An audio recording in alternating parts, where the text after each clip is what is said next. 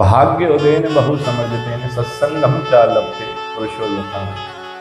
ये एक जन्म का नहीं, लाखों करोड़ों हजारों जन्मों के जब हमारे भाग्य उदय होते हैं ना, तब इस तरह के सत्संग में जाने का अवसर प्राप्त होता है, या इस तरह के सत्संग में सत्संग को कराने का एक पुण्य फल हमें प्राप्त होता है। तो सोचकर देखो कि मेरे बाबा ने कितनी बड़ी कृपा की है आप सबकी, मेरे भोलेनाथ ने कितनी ही कृपा की है आपको कि अपनी कथा कराने का आप लोगों को अवसर दिया, अपनी कथा में श्रवण करने का आप लोगों को बाबा ने अवसर दिया, अपनी कथा को श्रवण करने। तो मेरे बाबा ने, क्योंकि कहते हैं जन्म जन्मांतरे भवेत पुण्य, हजारों जन्मों के जब हमारे भाग्य उदय होते हैं ना मैया, तब जाकर ये कथा श्रवण करने का अवसर हमें प्राप्त होता है। तो आज प्रथम दिवस, और प्रथम दिवस में आप सब जानते हैं कि पिछले 15-20 दिनों से स्वास्थ्य थोड़ा ठीक नहीं चल रहा है, और थोड़े स्वास्थ्य ठीक ना होने के कारण आयोजन में भी विलंबता रही, ज़्यादा मैं भक्तों को भी नहीं जो है सूचना दे पाया कि बाबा की कथा को आप लोग आकर श्रवण करें। अर्थात तात्पर्य मेरा एक ही है कि प्रभु का नाम, बाबा की कथा जाको राखे साइया मार सके ना को। अभी एक मजाक की बात बताऊं, किसी ने हमसे कहा कि गुरुदेव आप तो एक एस्ट्रोलॉजर हैं, आप बाबा को मानने वाले भगत हैं, क्या आपको नहीं पता कि आपका समय है या आपके साथ ये सब होने वाला है? मैयाओ, कोई एक आध दिन ऐसा जाता होगा जिस दिन मेरे पास में कोई डॉक्टर मेरे पास आके ना मिलता हो, और अक्सर वो डॉक्टर किसी और काम के लिए नहीं, अपनी बीमारी के लिए मिलता है। अक्सर वो डॉक्टर आकर हमसे ये पूछता है कि मेरे ये बीमारी है, इसका इलाज क्या है। तो क्या उस डॉक्टर को हम ये कहें कि आप एक डॉक्टर हो, आपको ये नहीं पता कि आप क्यों ये सब जो है क्यों पूछ रहे हैं, या इसका इलाज क्यों नहीं? कोई ज्योतिषी हो तो जरूरी नहीं है कि वो ज्योतिषी जो है वो ये सब जाने या ना जाने। उस परमात्मा के लेख को तो पहले कोई मिटा ही नहीं सकता। दूसरी बात, आपने कहा कि आपको नहीं पता, हो सकता है वहां जाने से और ज्यादा हानि हो रही हो, बाबा ने यही इसी तरह की हानि को रोक दिया, या हो सकता है मेरा भोलेनाथ वो नहीं चाह रहा।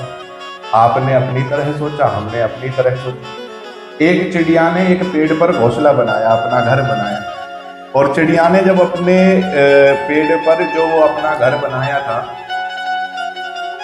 तो उस पेड़ पर जो है एक अजगर नाम का एक सर्प, कोई भी किसी भी प्रकार का जो है वो एक सर्प आया, आकर जो है उस घोंसले में बैठ गया।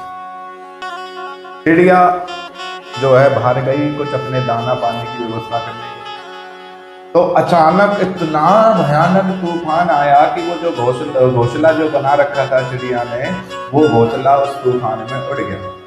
चिड़िया आई, आकर उसने देखा कि मैंने यहाँ इतनी मेहनत से अपना घर बनाया, मेरे भगवान ने, मेरे बाबा ने मेरा घर ही जो है तूफान में उड़ा दिया। वो आकाश की ओर देखकर कहने लगे कि हे भोलेनाथ,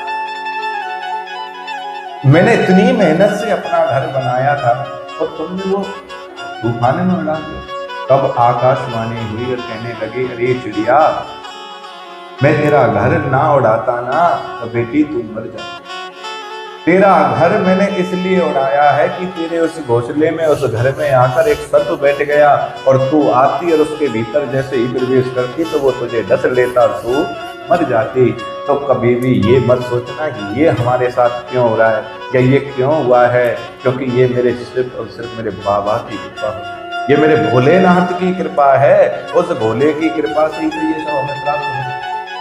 इसलिए आप कभी ये मत सोचो मैं ये आज के समय समस्या तो यही है, वो मैं नहीं समझ में आया हमको। आप लोगों ने कहा कि आप ये जानते, तो मैं अभी कहने लग जाऊं कि मैं, हाँ मैं ये जानता हूं, मैं ये करता हूं, मैं वो करता हूं, मैं है। अरे इंसान को तो आज तक यही नहीं पता तूने करा क्या है। बोलो, इंसान जन्म लेता है तो कोई और दिलाता है, इंसान भोजन खाना सीखता है तो हमें कोई और सिखाता है। इंसान कपड़े पहनना सीख रहा है तो हमें कोई और सिखा रहा है। इंसान को चलना पड़ रहा है, चलना सीखना है तो किसी और के सहारे से चलना सीखना है। इंसान को ज्ञान चाहिए तो किसी और से मिल रहा है। इंसान को पेट भरने के लिए धन चाहिए तो वो भी किसी और से मिल रहा है, चाहे नौकरी करके चाहे बिजनेस करके। और इंसान को धर्म पत्नी तक चाहिए तो वो भी कहीं बाहर से मिल रही है। और इंसान को जब मर जाता है तो शमशान में ले जाया जा रहा है तो वहां भी कोई और ले जाया जा रहा है। तुमने करा क्या है जीवन में, ये सोचो। कभी भी यह तो सोचो कि हमने क्या किया है। जो हम कहते हैं ना मैं, वो मैं है क्या? क्या है ये मैं की आवाज आती कहां से? कौन है जिधर जो आवाज आती कहां से? ये मैं की आवाज है, ये आ कहां से रही है? कौन है इधर जो ये मैं की आवाज आपको दे रहा है? क्यों हम कहते हैं कि मैं ये, मैं वो, मैंने वो किया, या मैं तो है ही नहीं। जब संपूर्ण जीवन किसी और के भरोसे चल रहा है, उस भरोसे को इसीलिए तो कहते हैं हम तुम सब उसी के भरोसे। वही है भोलेनाथ, वही है सत्यम शिवम सुंदरम, उसके अलावा कुछ भी नहीं है। इसीलिए मिलो उस बाबा पे भरोसा रखो, जो करेगा वो ही करेगा। और मैं तो फिर पुनः दोहरा दूं, हर कथा में हर जगह कह रहा हूं कि कहीं ना कहीं ये कुछ ना कुछ कर्मों का भी खेल होता है। इस जन्म के नहीं तो पूर्व जन्म के होते हैं। मिल जाओ, अगर कोई दुख आ रहा है तो बाबा पर, तो सुख आ रहा है तो भी भूली जा पर कृपा शंकर की होई, ता पर कृपा करे सब। तो ये भोले की कृपा है, भोले बाबा की कृपा है।